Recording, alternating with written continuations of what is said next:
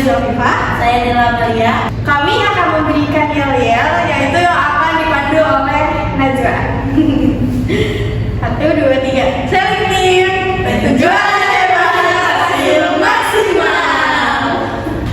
Oke, langsung saja pemateri pertama, yaitu Indikator strategi produk. Kepuasan konsumen terhadap produk dapat mengatur keberhasilan perusahaan dalam menciptakan produk yang sesuai kebutuhan dan harapan konsumen. Tujuannya untuk memenuhi kepuasan konsumen. Selanjutnya ada balance scorecard atau BSC. Alat manajemen yang membantu perusahaan mengevaluasi kinerja mereka dari berbagai sudut, tidak hanya finansial. Dengan menilai proses bisnis dan pembelajaran, perusahaan bisa meningkatkan kinerja secara menyeluruh.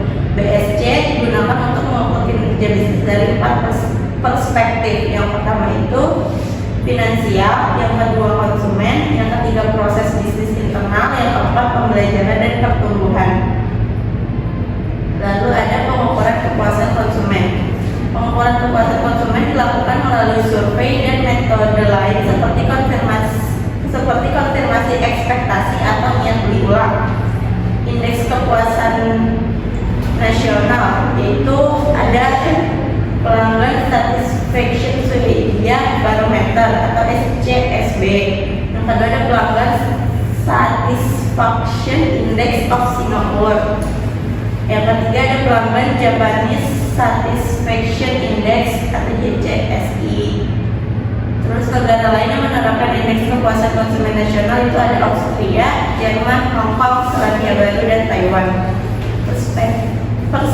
Persepsi terhadap kinerja produk, penilaian evaluatif, purna, dan konsumtif terhadap situasi spesifik, sedangkan kumulatif pelanggan statistik merupakan evaluasi keseluruhan berdasarkan semua pengalaman pembelian dan konsumsi suatu produk sepanjang waktu. selanjutnya ada metode pengukuran atas kepuasan pelanggan. Yang pertama yaitu sistem keluhan dan saran, yang kedua yaitu ghost shopping, dan yang ketiga adalah customer analysis, dan juga yang terakhir ada survei kepuasan konsumen. Beberapa metode untuk mengukur kepuasan konsumen itu metode di mana seorang pembeli itu menilai pengalaman berbelanja, dan juga survei juga sering digunakan untuk mengukur kepuasan. Selanjutnya itu ada skala pengukuran. Menggunakan skala penilaian membantu perusahaan untuk mengukur tingkat kepuasan pelanggan dengan lebih terstruktur atau terukur. Yang pertama itu ada skala 4 atau biasa disebut dengan skala 4 poin, yaitu terdiri dari sangat tidak puas, puas, dan juga sangat puas. Ada skor 5, yaitu skala 5 poin yang terdiri dari sangat tidak puas, netral, puas, dan juga sangat puas. Lalu ada skala 10 poin yang terdiri dari 1 sampai 10 poin, yaitu sangat tidak puas dan sangat puas. Selanjutnya dari konsep yang dijelaskan tadi dapat memicu terjadinya peningkatan aktivitas pembelian produk menjadi inelastis untuk jangka panjang. Strategi itu juga yaitu ada yang pertama strategi superior kualitas produk, yang kedua ada strategi fokus pada konsumen terbaik, dan juga yang ketiga ada strategi pay for performance, dan juga yang keempat ada strategi offensive defensive. Selanjutnya ada indikator penetapan harga. Harga merupakan variabel biaya moneter yang dikorbankan oleh konsumen untuk memiliki dan memanfaatkan sejumlah kombinasi dari barang beserta pelayanan dari suatu produk. Bagi perusahaan, penentu harga merupakan metode yang membedakan penawaran dari para kompetitor. Adanya penentuan harga ini adalah sebagai konsekuensi dari deregulasi kompetisi global yang ketat, pertumbuhan yang lambat, kesempatan bagi perusahaan untuk memperkuat posisi pasar. Peranan harga dalam pemasaran. Peranan harga tergantung pada yang pertama itu target pasar, siapa pembelinya. Yang kedua target strategi distribusi, saluran apa yang digunakan. Yang ketiga jenis produk yang ditawarkan. Pemanfaatan harga dalam strategi positioning. Yang pertama itu harga tinggi dapat dipandang sebagai indikator jaminan berkualitas tinggi. Yang kedua, harga sebagai penentu target pemasaran dan pengembalian investasi Yang ketiga, harga sebagai cara menyerang pesaing atau sebagai pengganti nilai atau kualitas. Responsibilitas keputusan penentuan harga bervariasi diantaranya perusahaan jenis produk. Strategi skimming pricing adalah strategi yang menentukan tingkat harga tertinggi atas sebuah barang untuk mendapatkan keuntungan maksimal. Strategi ini akan memaksimalkan hasil yang akan diperoleh jika yang pertama dengan aktivitas promosi yang aktif. Strategi ini menentukan harga pada produk-produk yang menggunakan teknologi digital.